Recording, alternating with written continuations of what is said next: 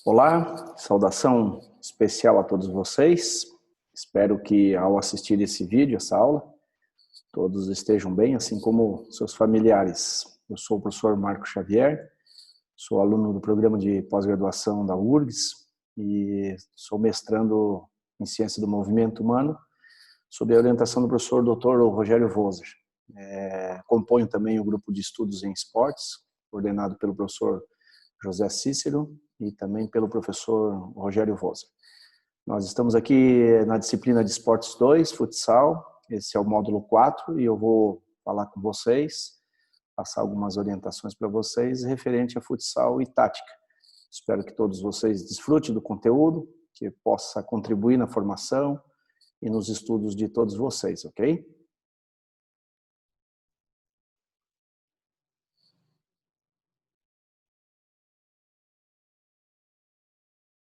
Então, nesse nosso primeiro tema, que envolve esse módulo sobre futsal e tática, nós vamos falar um pouquinho sobre os desenhos ofensivos. O que são os desenhos, para que servem os desenhos, né? Vou mostrar para vocês aqui. Os desenhos de ataque, então seriam os desenhos 2-2, que é o mais tradicional, 1-2-1 e o 2-1, que são variações desse desenho. O sistema 3-1 e 1-3, que também é uma variação, e o desenho 4-0, que é um desenho um pouco diferente de todos os demais, né? A gente já vai explicar isso. Bom, o desenho 2-2 é o desenho mais tradicional, né? Ele é composto por 4 bases, então eu coloquei aqui para ficar até mais simples de vocês compreenderem, né? Nós jogamos em 5 contra 5, então as bases são enumeradas através dos jogadores de linha, né? Base 1, base 2, base 3 e base 4. A ordem não faz muita diferença aqui não, ok? O que é importante a gente entender é que esse desenho é um dos desenhos mais tradicionais do futsal. Esse desenho praticamente foi o precursor dos movimentos ofensivos das equipes e ele é caracterizado pela ocupação dos espaços de defesa e ataque. Então vocês vão perceber que existe aqui uma linha, né? Uma linha composta por 2 jogadores, então seria uma linha de armação, e uma linha de ataque também composta por 2 jogadores.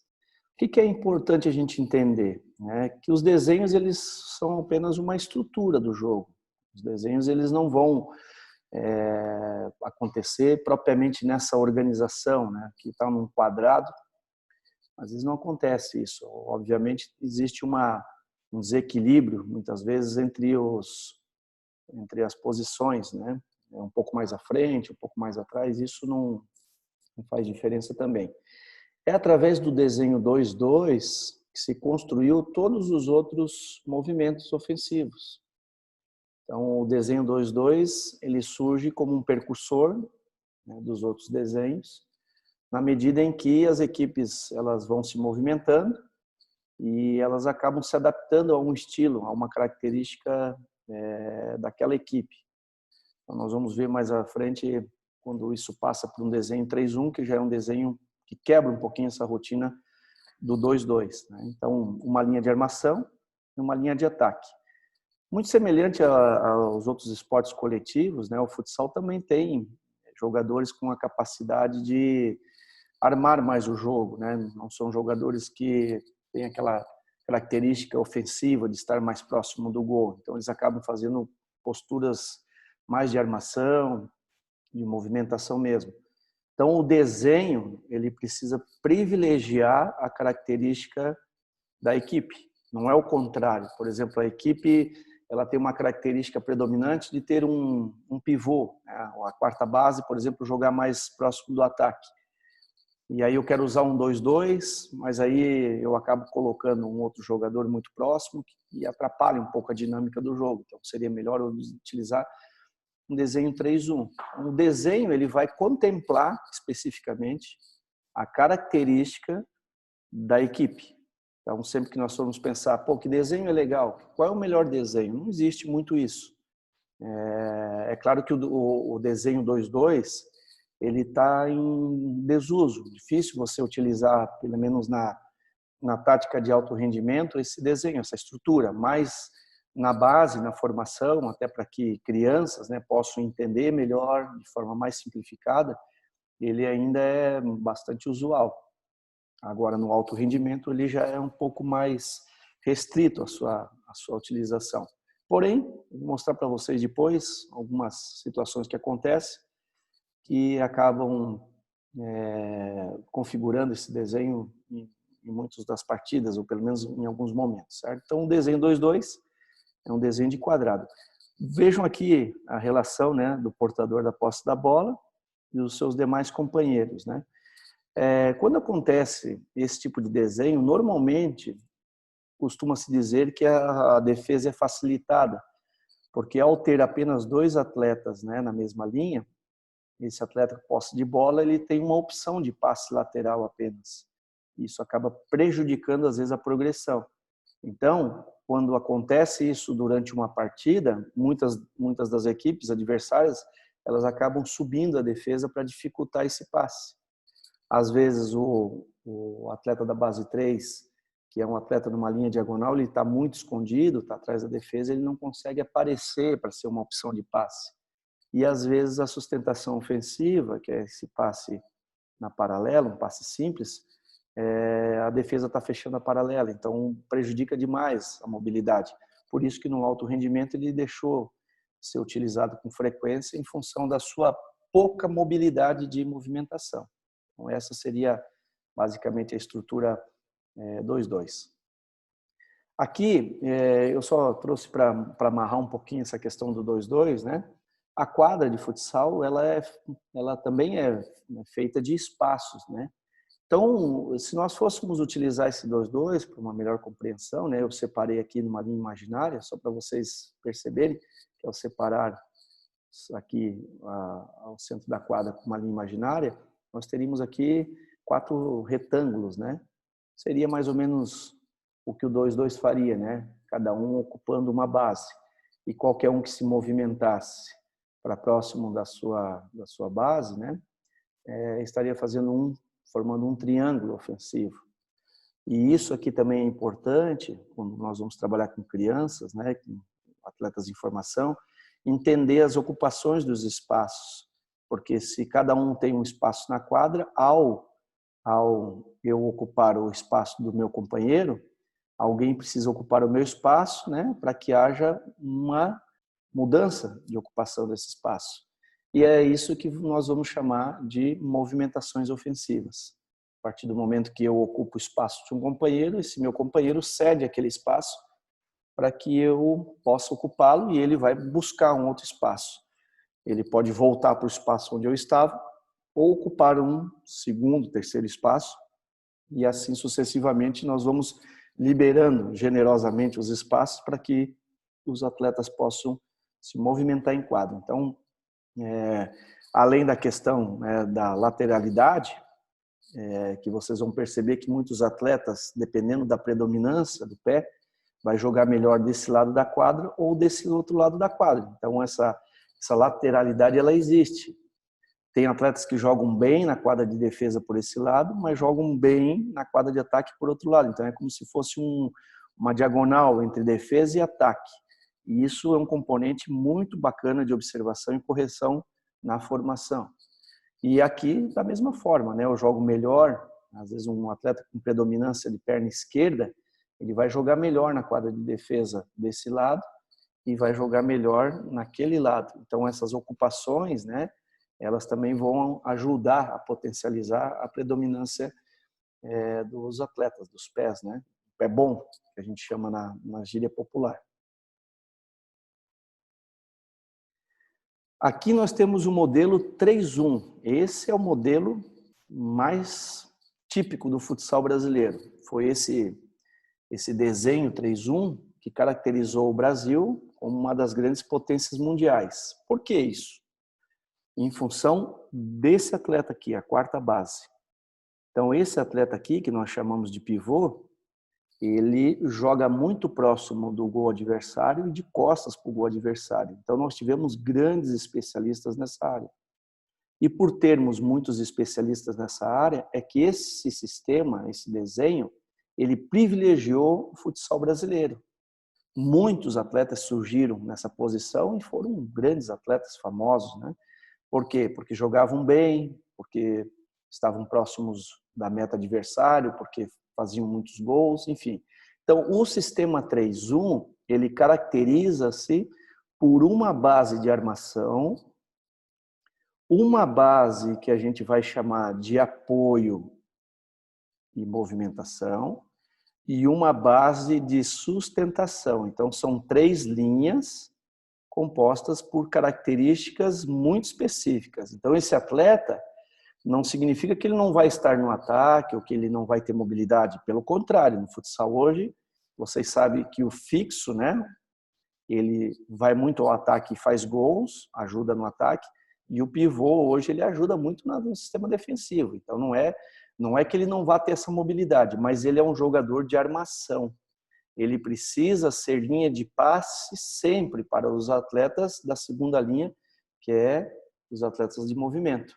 Esses atletas aqui da segunda linha são os atletas que nós chamamos de oxigenação do jogo. Eles é que oxigenam o jogo, eles dão mobilidade para o jogo, então eles vão conduzir a bola da defesa para o ataque, vão ajudar do ataque para a defesa nas transições. Então eles têm uma função muito importante. E esse atleta, quanto mais tempo ele puder permanecer próximo do gol nessa posição, melhor. Existem alguns casos que a falta de produtividade do sistema de movimentação em 3 faz com que esse pivô ele saia da sua base e venha buscar o jogo, saindo da sua característica principal. E aí isso prejudica, de alguma forma, o desenvolvimento. Então, é importante a gente entender o porquê utilizar o sistema 3-1. Eu tenho lá na minha equipe, na minha escola ou no meu clube, um atleta que joga muito bem nessa posição. Se eu colocar ele num desenho 4-0, que nós vamos ver logo à frente, eu não vou estar privilegiando a característica individual. É justamente esse ponto que eu gostaria que vocês observassem bem. O desenho servindo de suporte para as características individuais da minha equipe, certo? Então, esse é o modelo 3-1. Essa é uma variação do 3-1, né? É o modelo 1-3. Esse modelo de movimentação, esse desenho, ele foi muito utilizado na década de 90. Ele antecedeu o jogo de goleiro-linha. Então, em muitas regiões do Brasil, esse modelo, esse desenho, ele chegou a ser caracterizado como suicida. Por que suicida? Porque o goleiro saía com a bola para esse atleta, normalmente um atleta de muita habilidade individual, e esses 3 atletas eles se projetavam no campo ofensivo, na quadra de ataque, para deixar que esse atleta gerasse uma vantagem sobre o seu defensor numérico e pudesse ter um 4-3 no ataque. Isso era muito rápido, tinha que ser muito veloz e esse atleta tinha que ter uma competência muito grande. Porque, obviamente, muitos atletas nessa posição aqui tentaram avançar o ataque e perderam a posse de bola em algumas situações. Mas, em outras também, tiveram muito êxito. Então, esse sistema, esse desenho 3-1, ele era um desenho mais kamikaze, vamos dizer assim.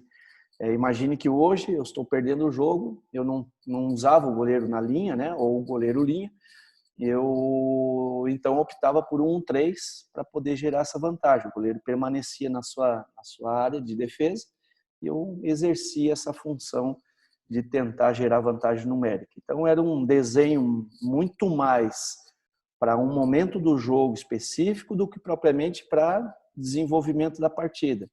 Não se utilizava um 1-3 durante todo o jogo como um processo ofensivo, mas sim como uma estratégia ofensiva para tentar buscar um empate ou então virar o jogo nessas condições. Então, é basicamente isso. O sistema 3-1, com sustentação lateral, ele surgiu também de uma mutação do sistema 3-1, aquele onde o pivô ficava muito na base 4. O que aconteceu? Algumas equipes tinham a ausência desse jogador específico, ele começou a sair da sua zona de ataque, que era uma zona específica, para vir para uma lateral. E ao vir para a lateral, ele acabou criando um braço, né, mais estendido aqui, e um braço mais curto, de um dos lados da quadra. Então, o sistema 3-1, ele também é caracterizado aqui, um sistema 3-1, porém ele está com uma linha de 3 alongada, né? Vejam que os desenhos, nós poderíamos aqui chamar de 1-2-1, né? Vejam que isso é meramente formalidade, porque eles, ao um atleta se movimentar em quadra, ele quebra a rotina do desenho inicial e forma outros desenhos, né? Outras figuras geométricas. Então, isso é muito comum acontecer, vocês enxergarem outros desenhos que não aquele proposto, às vezes, inicialmente. Então, a sustentação lateral é para privilegiar aquela equipe que não tem um jogador específico na base 4. Ele vai sair para a sua lateral, certo? O sistema desenho 2-1-1, que a gente pode também caracterizá-lo como um sistema em L, é quando eu tenho 2 atletas na armação e eu vou poluir um lado da quadra para que a defesa também fique próxima desse desenho. Então, o que vai acontecer é ter um desenho de defesa muito semelhante ao desenho de ataque. Se eu tenho um desenho de ataque semelhante ao sistema de defesa, vai ocorrer que esse atleta muitas vezes vai estar numa situação de 1 contra 1, sem cobertura próxima. Então, um desenho que privilegia o jogo individual, né, com uma cobertura antecipada, já sabendo que esse atleta é o primeiro homem de cobertura, né, o primeiro atleta de cobertura, para uma ação ofensiva. Então, o desenho L também foi muito utilizado nas situações do jogo especial, do goleiro-linha. 2 atletas, eles sobem, avançam um pouco mais, o goleiro avança, então eles tinham 3 atletas na armação aqui e 2 atletas poluindo um lado da quadra, liberando um espaço vazio um pouco maior na quadra de defesa. Então, esse é o sistema 2-1-1, ou sistema em L, se vocês ouvirem falar, é a mesma coisa. E aqui, para finalizarmos os desenhos, eu trago para vocês um desenho muito tradicional, o sistema 4-0. Esse sistema aqui é um sistema muito utilizado pela Espanha, né? A Espanha, ela se apropriou desse desenho 4-0. Esse desenho ele é uma criação de um treinador brasileiro que ficou muito tempo na Espanha, que se chama Zego. Esse treinador brasileiro ele desenvolveu esse sistema 4-0 em função da característica dos jogadores espanhóis. Vejam só como é importante, né, esse poder de criação em função das características da equipe, é que esse desenho surge justamente porque a Espanha nunca foi um país que produziu grandes atletas na base 4, nos pivôs.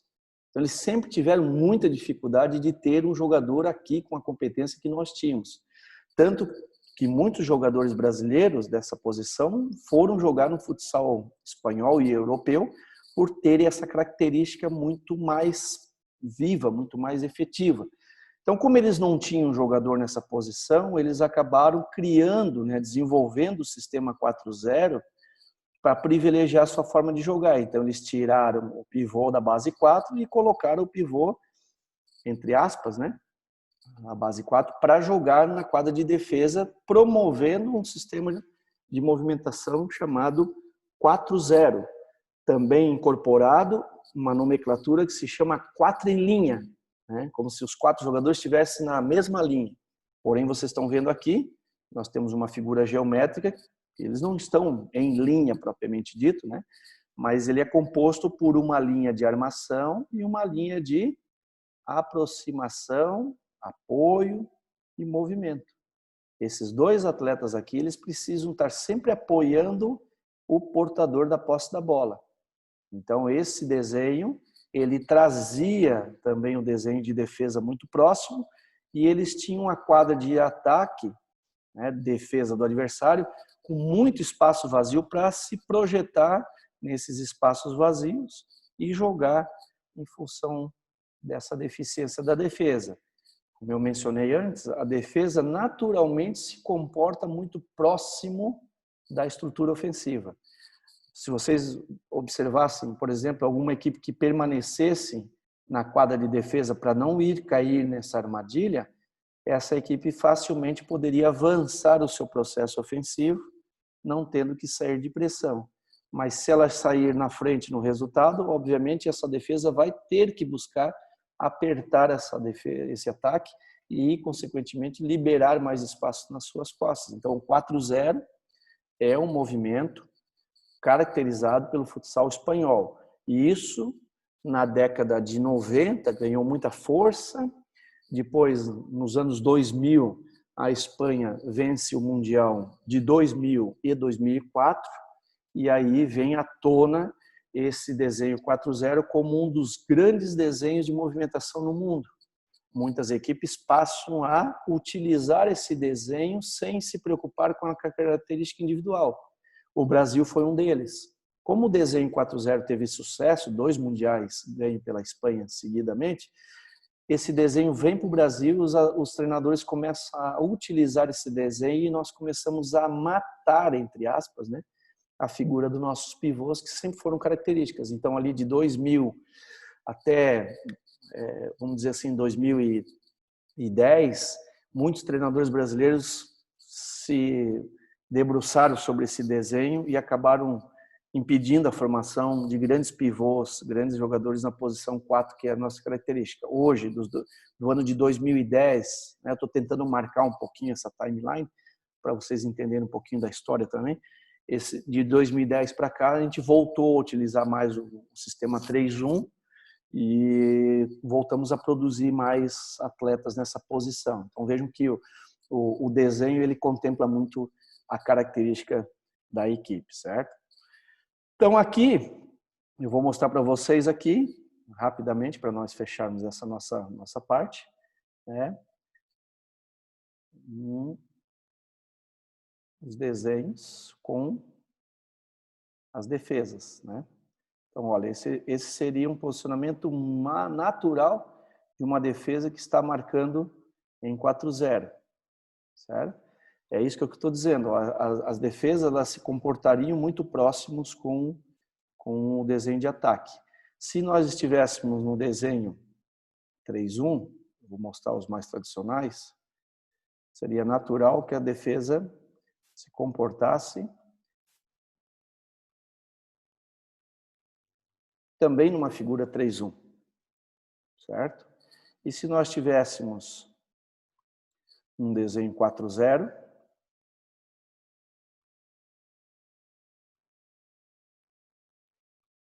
seria natural que a defesa também se comportasse muito próximo disso.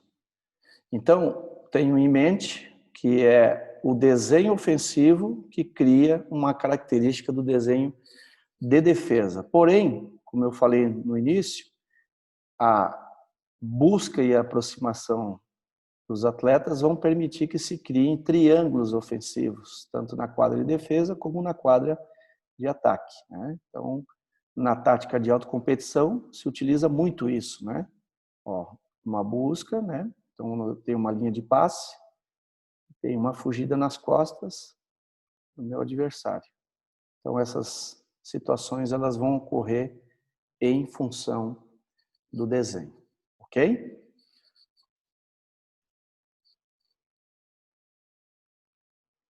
Bom, nós vimos nessa primeira etapa, né, os desenhos de ataque, como os desenhos se alocam dentro do jogo, como é que os desenhos privilegiam a característica das equipes e a importância dos desenhos, né, nas movimentações. Nesse segundo momento, nós vamos ver um pouquinho a estrutura, né, do ataque, os posicionamentos e também a dinâmica de movimentação em função dos desenhos. Então, seria a partir do desenho, a gente cria um modelo de jogo para a nossa equipe, para o nosso trabalho, e é isso que a gente vai ver agora.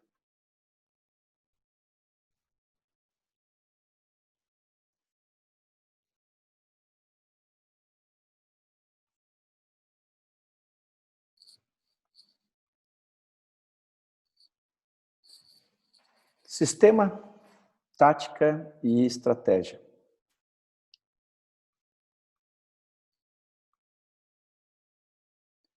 Modelo de jogo. Então, a estrutura de ataque, os posicionamentos e as dinâmicas de movimentação. É isso que a gente vai ver um pouquinho agora em seguida.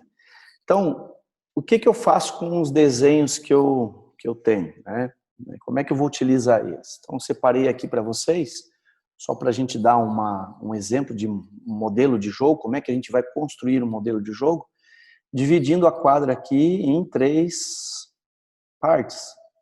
Então, uma quadra oficial de futsal hoje, ela mede 40 por 20 metros, né? A dimensão máxima é 42 por 22, mas dificilmente as quadras atingem essa metragem, então o modelo oficial jogado em todo o mundo é 40 por 20. Óbvio que nós temos quadras muito menores que essa, e no Brasil se pratica jogos em quadras de dimensão até 28, 30 metros, dependendo das categorias, né?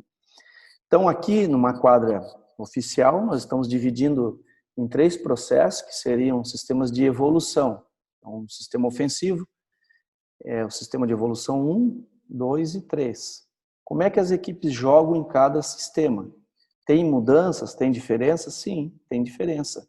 Porque essa área aqui, você já tem a posse de bola, mas é uma área destinada a sair de pressão. Então, se a defesa estiver te pressionando, você precisa, como um objetivo do sistema ofensivo, quando você está nessa região, não é fazer o gol, né? Não é ainda fazer o gol. Você está aqui para sair dessa marcação de pressão e evoluir dentro do processo, avançando para o sistema de evolução 2, que é uma área que é destinada à área de construção, organização do ataque. Então, quando vocês perceberem uma equipe defendendo já no meio da quadra, significa que ela já passou esse sistema de evolução 1, ela não precisa quebrar a rotina da defesa aqui, ela já está no sistema de evolução 2, aí ela precisa ter uma organização para poder entrar no sistema de evolução 3 e definir as suas ações. Essa é uma área destinada à definição do ataque, as finalizações, os dribles, enfim. Então, o que é importante quando a gente vai montar um modelo de jogo? É entender que cada fase dessa aqui exige comportamentos diferentes. Então, esse modelo primário de estrutura, ele serve para mostrar aos jovens, às crianças ou aos adultos que para cada faixa da quadra existe comportamentos diferentes, uma exigência de comportamento diferente. Porque senão vocês vão perceber atletas que normalmente nessa área eles não driblam, não finalizam, mas querem driblar nessas áreas aqui, são áreas de alto risco. Não é que eles não possam driblar, mas é recomendado que eles cumpram os objetivos de cada fase. Então, dentro do jogo, mesmo que a gente não enxergue, porque são linhas imaginárias, estas linhas dentro de uma quadra de 40 por 20 ou de 30 por 15, 17, elas existem na cabeça dos atletas. Então, é importante mostrar para eles esses processos de evolução. Isso vai ajudar eles a construir um modelo de jogo mais eficiente, ou seja, gastando menos energia para cumprir a função. Dentro do sistema de ataque, a gente tem um objetivo, né, que é manter a posse da bola. Mas o objetivo final do sistema de ataque é definir a gol, finalizar a gol, definir a ação. Essa é a finalidade do jogo. Então, nós mantemos a posse da bola, avançamos nos sistemas, que seria a aproximação, né, do alvo, né, a aproximação da linha de ataque, da linha de definição, e ao nos aproximar do gol, do alvo, nós vamos finalizar a ação. Então, essas etapas são importantes serem trabalhadas com as crianças, com os jovens, com a formação, e também no alto rendimento a gente trabalha muito essas fases, né, para que eles estejam bem adaptados a isso. É a partir disso, então, que nós vamos montar um modelo de jogo, ok? Aqui eu trouxe para vocês, só para nós amarrarmos um pouquinho isso, os processos de jogo dentro do modelo, a gente chama de processo de jogo, são as mecânicas de movimentação. Quando a gente fala mecânica de movimentação, significa que há uma engrenagem dentro do jogo que se movimenta. Então, nós temos que organizar essa engrenagem. Uma engrenagem não pode movimentar-se, rodar numa velocidade muito diferente da outra engrenagem. Então, elas precisam se encaixar dentro do jogo. Por isso, esse termo mecânica, que não está atrelado à mecanização, à robotização. Não, não é isso. Mas precisa haver uma sincronia. Vamos trazer como exemplo uma escola de dança, que ensaia uma coreografia para apresentar. Ela ensaia aquela coreografia durante alguns meses para fazer uma apresentação. Então, precisa ter o tempo, precisa ter o ajuste, precisa ter os movimentos, precisam haver uma série de situações para contemplar essa coreografia para que ela possa ser bem apresentada. No jogo de futsal, por ser um jogo com exigência de uma sincronia muito precisa em função do espaço, os atletas eles vão se movimentar dentro da quadra, privilegiando o movimento do seu companheiro. Então, vamos supor, é só um exemplo, né? Não é aqui uma recomendação, é só um exemplo. O atleta A, né, ele saiu sem tocar na bola. Se ele saiu, o atleta C que estava nessa posição, ele veio aparecer para a linha de passe.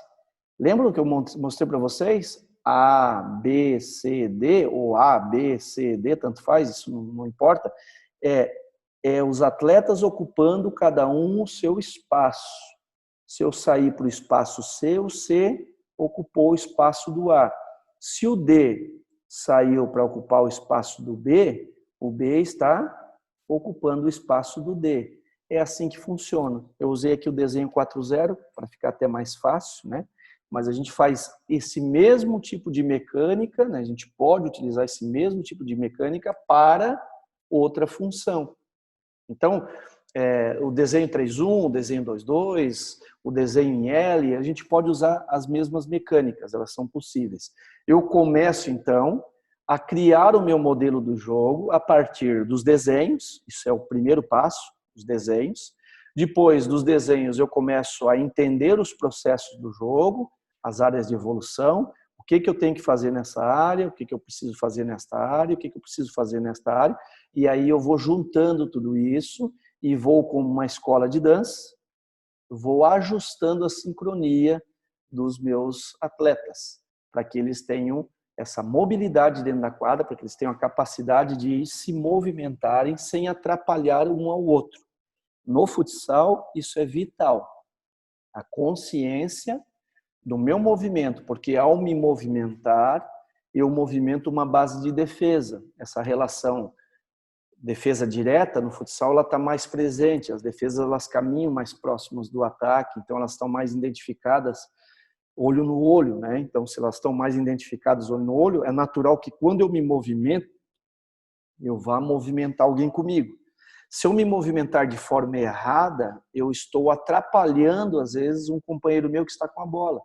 Ou eu estou levando muita gente para um metro quadrado muito pequeno, onde vai aumentar a pressão no portador da posse da bola e essa pressão vai fazer com que ele tenha que tomar uma decisão de forma muito precipitada. E isso vai prejudicar na assertividade. Então, é muito importante a consciência do jogo, da movimentação dentro do jogo, para que exista uma fluência, uma mecânica. Então, o modelo de jogo, nós poderíamos avançar profundamente nisso, porque o modelo de jogo ele vai tendo muitas etapas à frente, mas aí a gente entra numa tática de alta competição. O importante é vocês terem isso na cabeça. Desenho, o desenho, quais seriam os desenhos, e o modelo primário. Aonde estão as evoluções do jogo? Como é que a minha equipe vai se comportar em cada faixa da quadra para que ela obtenha sucesso? Ok?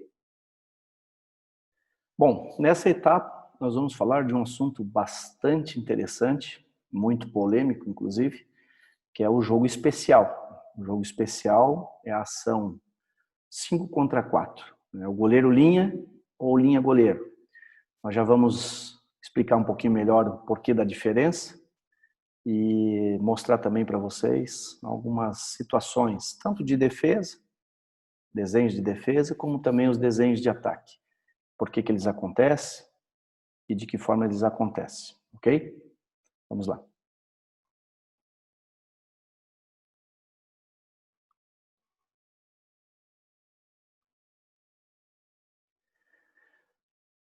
Goleiro-linha ou linha-goleiro? Qual a diferença? Existe uma pequena diferença. O goleiro-linha, normalmente, é o goleiro, aquele jogador que está na sua função específica, que contribui no jogo ofensivo. Ele participa do jogo em determinadas ações para facilitar a movimentação, para facilitar, às vezes, a quebra da rotina da defesa do adversário. Então, ele se expõe indo para a linha, para dentro do jogo, e dessa forma ele contribui. E o linha-goleiro seria a ação mais específica, estratégica, embora todos nós chamamos de goleiro-linha quando essa ação acontece, e isso também não faz diferença nenhuma, então não se preocupe com isso. É quando um jogador de linha ele vai fazer a função de goleiro para dar mais qualidade, supostamente, à movimentação. Então, nós trocamos o goleiro e colocamos um jogador de linha no gol para que a ação de movimentação ofensiva fique melhor. Então, nós vamos ver aqui umas noções sobre essa construção do jogo especial. Goleiro-linha, linha-goleiro, o ataque do goleiro-linha e a defesa também do goleiro-linha. Então, vou mostrar para vocês alguns desenhos dentro dessa estrutura. Obviamente, que o objetivo não é de que forma e qual é a melhor maneira de jogar, mas sim conhecer essas estruturas. Primeiro, por que jogo especial?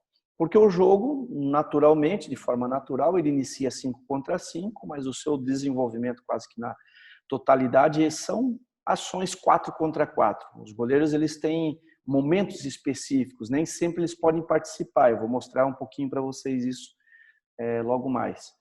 Mas o desenvolvimento 4 contra 4 é o natural do jogo, é o jogo normal. O jogo especial é um jogo onde existe uma vantagem numérica. Então, a gente denomina isso no alto rendimento como jogo especial, porque é um jogo diferente.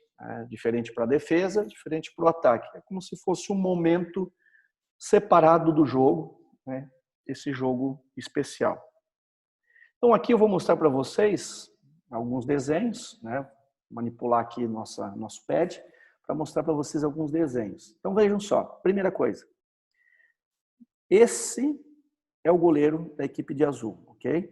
Então, vamos fazer essa substituição. O goleiro da equipe de azul veio para a linha, para ajudar o ataque.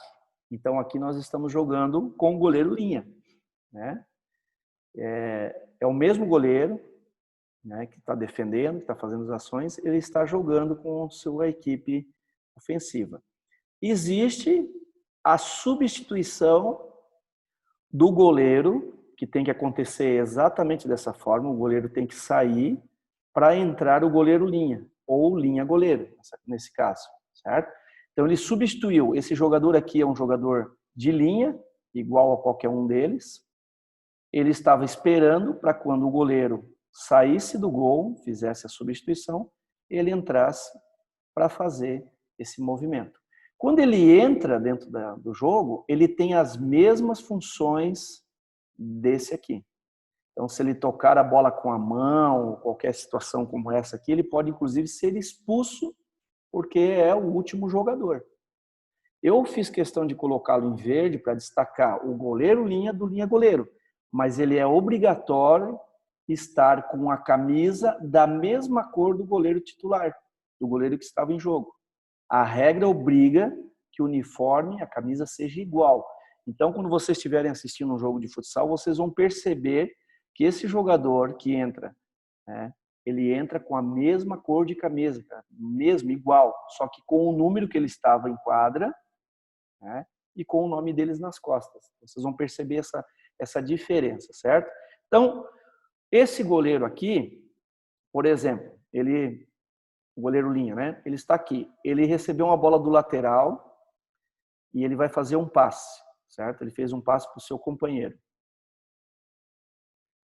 Esse goleiro, ou linha goleiro, ele não pode mais receber essa bola. Ele já recebeu. Então, para ele receber de novo, ele tem que se projetar a partir do centro da quadra para ele poder receber a posse de bola. Então, cuidem com isso, certo? Ele precisa passar o centro da quadra, porque eles não podem ficar trocando passes, ok? Eles não podem ficar trocando passes. Ele já tocou na bola.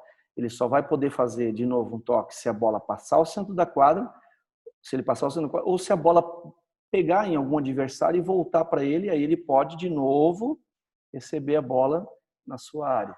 Isso é uma questão da regra, ok? Eu não vou me prender muito a isso, mas eu quis explicar para ficar bem claro para vocês. Vamos lá. Desenhos de ataque. Existe um desenho bem tradicional, que é o desenho 1-2-2, certo? É quando o goleiro linha está no centro da quadra e ele tem dois apoios, tanto para o lado direito quanto para o lado esquerdo dele, ele tem dois apoios. Pode acontecer, por exemplo, essa situação da inversão do goleiro com o jogador de linha? Pode. Por que muitas equipes fazem isso? Porque aí o goleiro ocupa essa posição aqui e esse jogador ele pode fazer isso. E aí ele pode receber quantas bolas ele quiser, porque ele é um jogador de linha normal. Só quem não pode fazer isso é o goleiro, certo? É essa posição aqui. Então ele pode fazer isso. O que muitas equipes fazem é justamente isso. Por que eles fazem isso? Para que a defesa tente vir buscar essa posse de bola e a gente consiga gerar espaço. Por exemplo, a defesa veio buscar a posse de bola, esse jogador fez isso aqui e ele fez isso aqui. Opa, não pode. Isso é um tiro livre indireto desse local onde houve a ação, ok? Ele não pode fazer isso. Agora, se esse jogador fizer isso, aí eles podem fazer normalmente. Aí ele pode acionar normalmente. Então, isso é uma outra questão da regra do jogo que é importante estar atento, ok? Então, ele fez a inversão. Não muda nada, certo? Não vai mudar absolutamente nada em relação ao desenho. Esse é um desenho.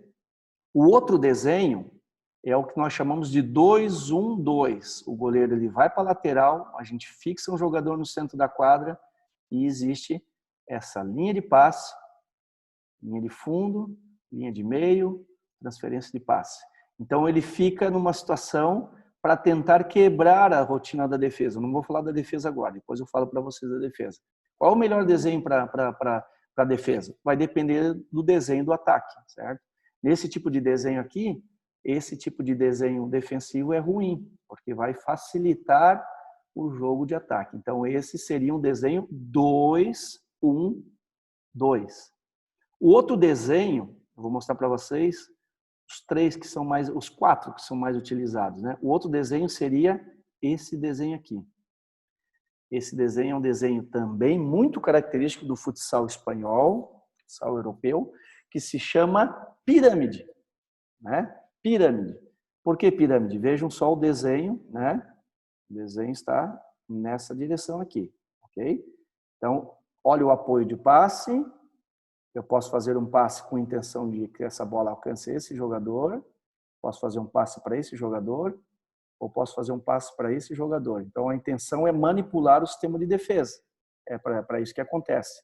Então, o que vai acontecer? Por exemplo, passe, esse atleta vai infiltrar na defesa, eu posso fazer uma troca de passe entre eles, ok?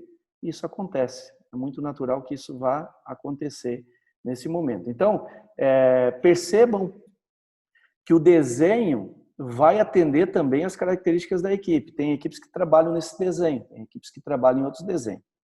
Mas esse é um desenho muito utilizado pela Europa. Outro desenho ofensivo, que eu já expliquei para vocês. Desculpa. Há uma troca. É o desenho em L. Né? A equipe vai atacar num desenho em L. Por que ela faz isso? Ela coloca mais jogadores desse lado da quadra, tentando fazer com que a defesa fique mais definida para esse lado da quadra, né? possibilitando essa bola num jogo de 1 contra 1 sem cobertura próxima, uma vez que a cobertura está aqui quase desse lado. Então, eles acionam as 3 bases, né? Eles trocam passe entre eles, para que a defesa ela venha para esse lado da quadra. Então, a defesa, normalmente, ela faz isso, certo? A defesa, ela tende a preencher o lado da quadra, olha só, né? Seria mais ou menos isso aqui, ó, ela preenche esse lado da quadra, permitindo que eles consigam, esses 2 atletas aqui, ó, esse atleta aqui, ó, consiga jogar um jogo de 2 contra 1 num setor sem cobertura. Então, isso acontece frequentemente. Então, esse é o desenho que nós chamamos de desenho em L, ok? Desenho em L. Um desenho em L funciona mais ou menos assim. Seriam os 4 principais desenhos de ataque. O desenho, de novo vou recapitular, vocês também podem voltar ao vídeo. O desenho, esqueçam a defesa um pouquinho, o desenho 1, 2, 2, o desenho 2, 1, 1, o desenho 1, 2, 2 em pirâmide, certo? E o desenho em L. Ok? Que seria dessa forma aqui. Então, esses são os 4 principais desenhos ofensivos. Defesa, vamos lá. A defesa, ela não tem uma grande variação. Ela não tem uma grande variação. Existem 2 tipos de defesa que são os mais utilizados, que é a defesa em losango, que é essa defesa aqui. Desculpa. É a defesa em losango, essa defesa aqui. É um desenho 1, 2, 1. E o desenho em quadrado, que seria esse desenho aqui. Quando utilizar um e quando utilizar o outro, isso vai depender do desenho ofensivo. Por exemplo, se nós estivermos num desenho, ó, tradicional 1, 2, 2. Esse desenho é um desenho arriscado se esse atleta que estiver fazendo linha gol ou goleiro linha for um jogador que tenha muita capacidade de infiltração. Ele é um bom finalizador. Esse desenho é arriscado. Porque ele vai tentar manipular a defesa para que a defesa esteja próxima, para que a bola entre e ele possa receber a bola e infiltrar. Então, esse desenho é arriscado quando o armador, o goleiro linha ou linha goleiro, for um jogador, um atleta, de finalização. Então, aqui seria recomendado, não é que tenha que ser, mas é recomendado que haja um desenho em losango para evitar a progressão do linha goleiro ou do goleiro linha, certo? Recomendado, recomendado. O desenho 2, 1, 2. Esse desenho, se você utilizar a defesa em losango, você praticamente mata a função desse atleta. Então, o que a defesa faz é adotar um procedimento de marcar em quadrado, certo? Porque há na linha de armação 2 atletas com posse de bola. Então, por exemplo, a bola chegou no fundo, esse atleta faz essa defesa, esse atleta faz essa defesa, esse atleta faz essa marcação, certo? Para que esse atleta possa flutuar na defesa. Então, ele vai tentar impedir essa bola aqui. A bola voltou na armação, ele volta para sua base, né? Ele vem, ele marca, ele fecha o espaço, ele ajuda assim ou assim, certo? Deixando sempre o passe mais longo, que é o mais difícil de acontecer, o menos provável. Então, aqui tem defesa, lá, ok, certo? Então, a gente vai tentando marcar dessa forma. Ó, passe entrou lá,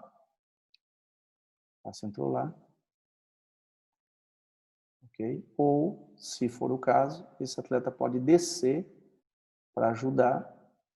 São duas formas, né? Ou desce a ponta, né, a cabeça, para ficar esse defensor aqui, caso esse atleta infiltre, ou esse atleta aqui, desculpa, esse atleta aqui faz esse movimento, deixa esse atleta para o goleiro. Depende muito da mobilidade do ataque. Então, esse seria o desenho em 4-0. Se fosse um desenho em L, né, vamos botar em todos os desenhos para ver o comportamento da defesa, se fosse um desenho em L, vamos supor, se fosse um desenho em L, e a defesa ficasse nessa situação, muito provavelmente o ataque teria problema em defender em 2, 4 jogadores, porque esse jogador pode estar aqui, imagine só a super vantagem numérica que é criada nesse espaço em função da defesa estar nessa situação. Então, o que ele vai fazer, né? Se a linha imaginária estiver aqui, ok, nós teremos uma superioridade em prol da defesa, mas aqui nós teríamos uma super vantagem em prol do ataque. Então, é muito complicado fazer esse tipo de defesa, certo? Aqui nós teríamos que adotar uma postura de defesa em losango, certo? Não tem outra saída. Teria que ser assim. Correríamos o risco, né, de ter 1 contra 1. Dificilmente ele vai apostar no 1 contra 1, a menos que seja um kamikaze mesmo, no final do jogo, mesmo segundos finais, mas assim estaria mais estruturado. Ok? Então, esses são os 2 desenhos. Dificilmente exista um outro desenho. Eu nunca vi, por exemplo, atletas marcarem assim, o 2-1, certo? Difícil, nunca vi. Ou então, invertido. Assim. Também não. Então, não, os dois desenhos mais utilizados, então, é o desenho losango e o desenho enquadrado. Ok? Nessa etapa, nós vamos falar sobre defesa, sistema de marcação. Então, nós vamos ver ali a estrutura da defesa, vamos ver as linhas defensivas e também vamos ver um pouquinho sobre o comportamento da defesa. Ok?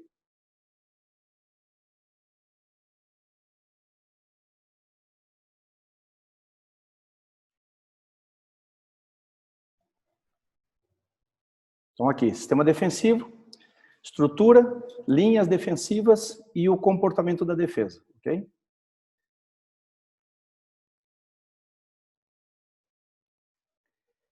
No sistema defensivo, nós utilizamos também um modelo primário dessa defesa para poder orientar os atletas, né? Qual o tipo de comportamento e que tipo de sistema nós podemos utilizar dentro do sistema de recuperação. Então, é exemplo do ataque, nós também dividimos 3 linhas, né, dentro da quadra e chamamos essa etapa, por exemplo, a quadra de defesa do adversário, né, de sistema de recuperação 1. Aqui a linha do meio e aqui a nossa quadra de defesa, quando a defesa está mais compactada. O que isso quer dizer? É que para cada espaço desse existem comportamentos diferentes. Se a minha defesa ela agir de forma agressiva e precipitada nesse espaço, ela não vai estar privilegiando o que esse espaço de defesa exige como comportamento principal. Então, se a minha defesa aqui, ela é uma defesa mais compactada, ela é uma defesa mais reativa, ela é uma defesa mais passiva, se eu for arrastar esse comportamento para essa área defensiva, eu não vou conseguir ter êxito. Porque aqui eu preciso ser mais agressivo, eu preciso desarmar mais, eu preciso estar mais próximo do portador da posse da bola, eu preciso subir a linha defensiva. Então, são componentes diferentes. E o que eu quero mostrar para vocês é exatamente isso. A exemplo do ataque, mesmo sendo uma quadra 40-20, os comportamentos dentro dos espaços são diferentes.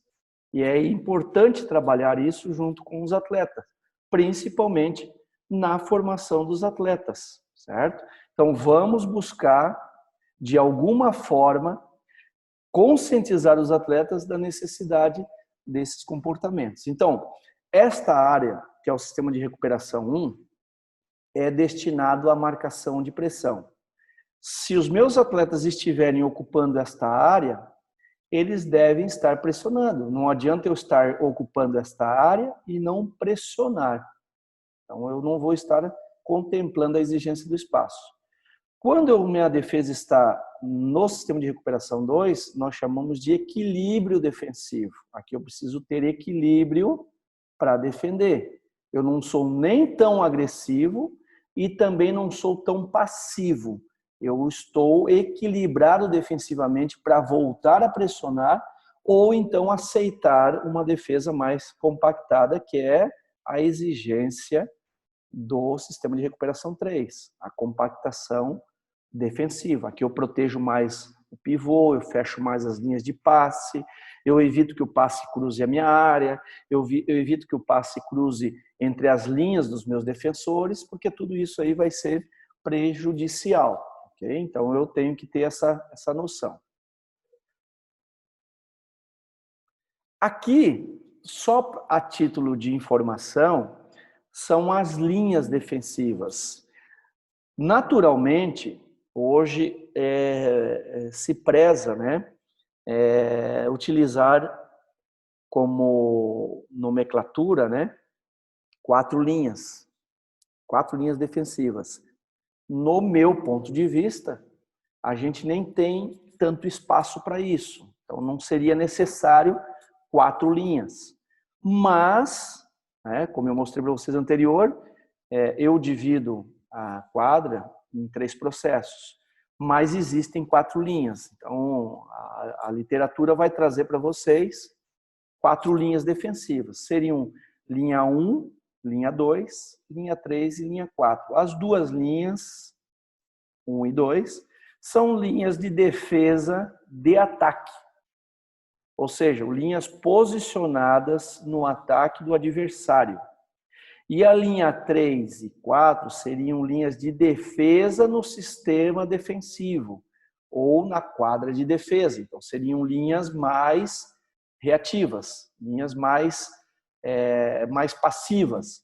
Então, as linhas vermelhas são linhas de mais agressividade e as linhas amarelas são linhas mais de passividade.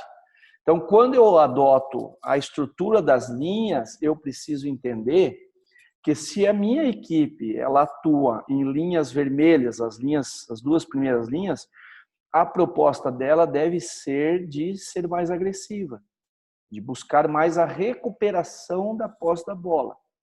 Aqui, as linhas elas provocam o erro do adversário. Então, eu vou escolher marcar na linha 1 e 2 se a minha proposta for provocar o erro do adversário. Se a minha proposta for defender na linha 3 e 4, naturalmente a minha proposta é esperar o erro do adversário. Então, 1 e 2, provocar o erro do adversário. 3 e 4, esperar o erro do adversário. Estar mais atento, mais concentrado para quando o adversário forçar uma bola, um passe ou uma finalização, eu estar próximo da ação de transição ofensiva.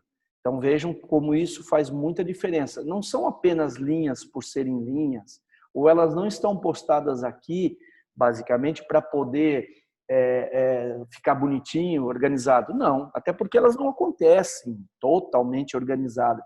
Veja que aqui eu montei para vocês, eu tive um cuidado de dividi-las, né, em espaços quase que iguais, né, para ficar mais característico, mas elas não acontecem. Às vezes a linha 1 está um pouquinho à frente da linha dos 10 metros, acontece muito isso.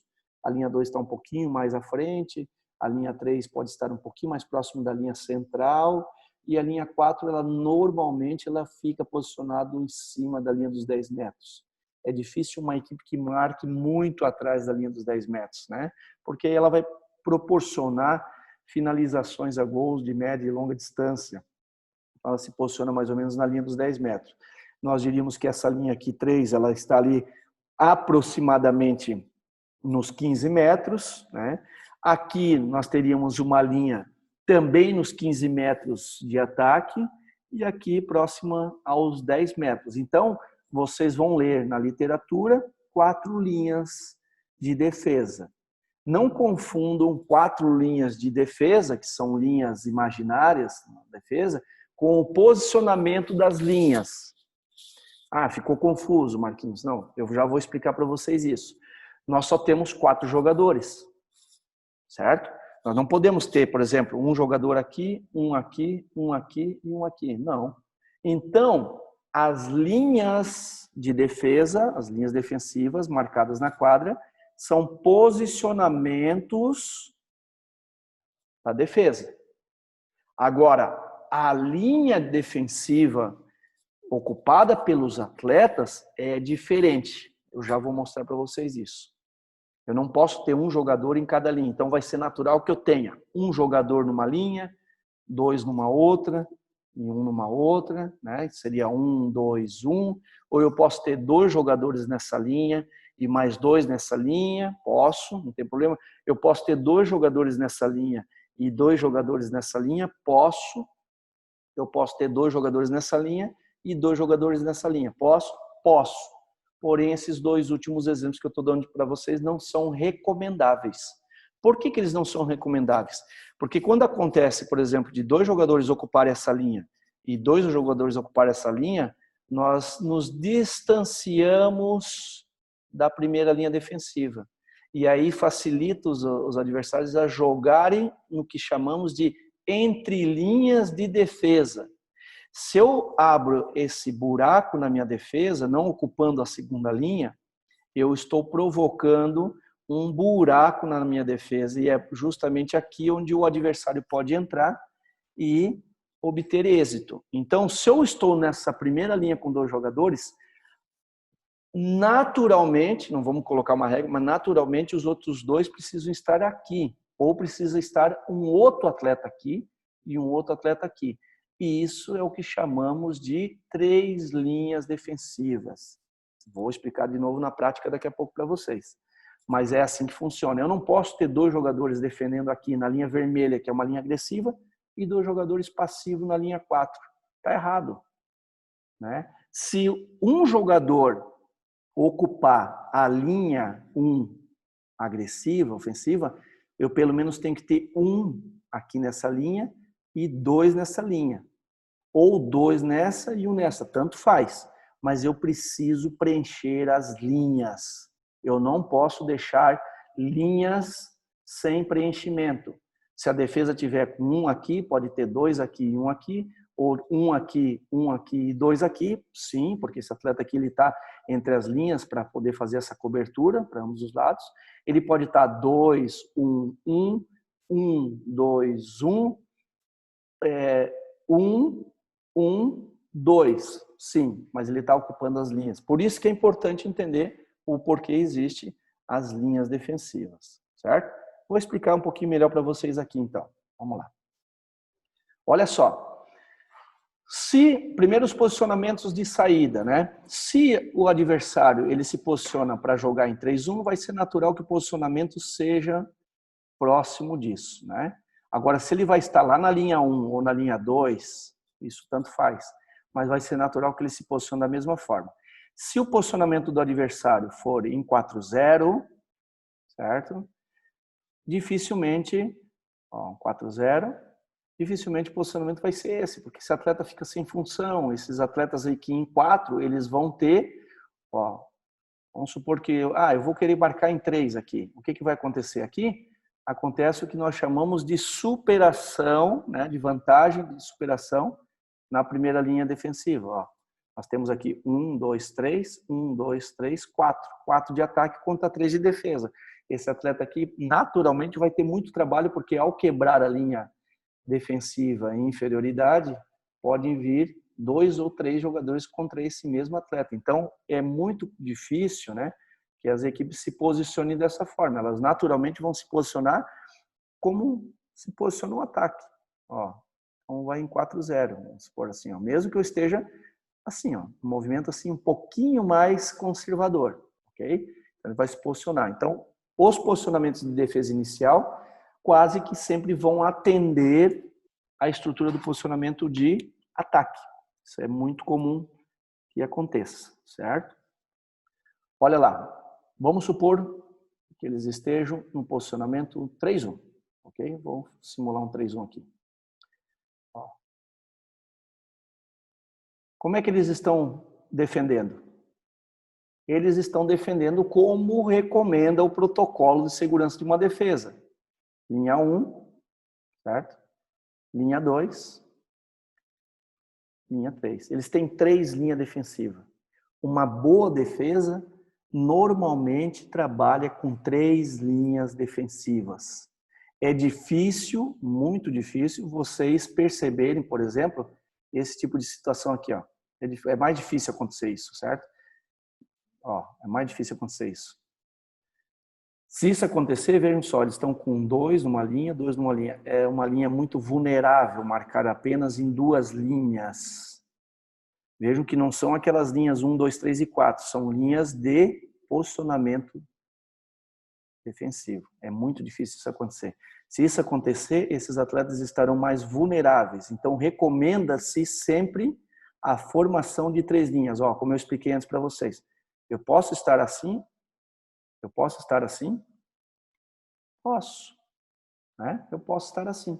Tranquilamente eu posso estar marcando, né? Ó, posso estar marcando dessa forma. Ó, estou visualizando os meus defensores, né? Eu estou visualizando eles. Eu não tenho problema, ó, estou vendo os meus defensores e estou vendo o portador da posse da bola. Então eu posso marcar dessa forma? Sim, tranquilamente eu posso marcar. Eu tenho 3 linhas de defesa. Então é recomendável que se utilize 3 linhas de defesa, sempre. Independente se essa linha, por exemplo, essa linha podia estar... Pode estar assim essa linha? Pode. Pode. Aí vai depender muito da dinâmica. Como é que eu vou marcar? Eu quero marcar assim. Mas olha só, a presença das 3 linhas, elas estão constantemente acontecendo dentro do jogo, certo? Vou mostrar para vocês uma outra situação aqui. Por exemplo, posse de bola, bola veio para a lateral. Qual é o comportamento da defesa? Olha só o que acontece. Nós chamamos de rotação defensiva. Vejam só. O oposto é que desce.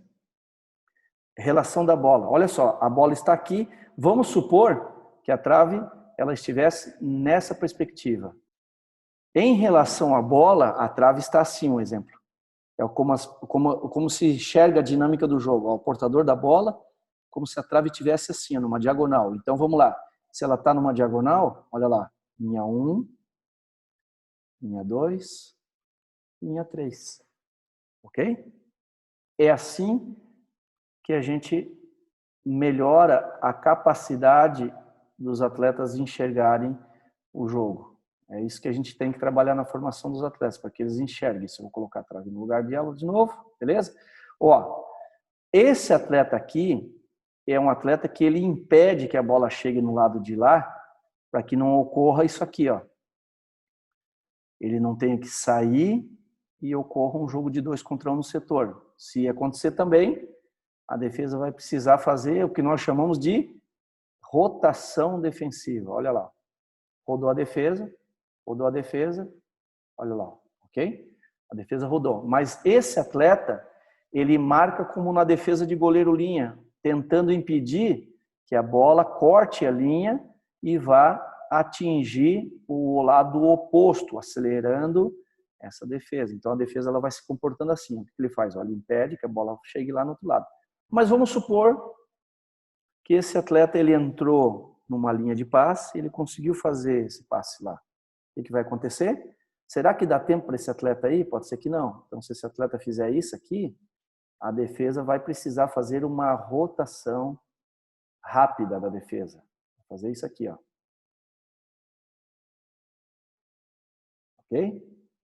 Olha lá. Vai fazer isso. O que vai acontecer? Ele vai evitar a progressão e, de novo, nós estamos aqui com uma linha, 2 linhas, 3 linhas. certo? É assim que se comporta.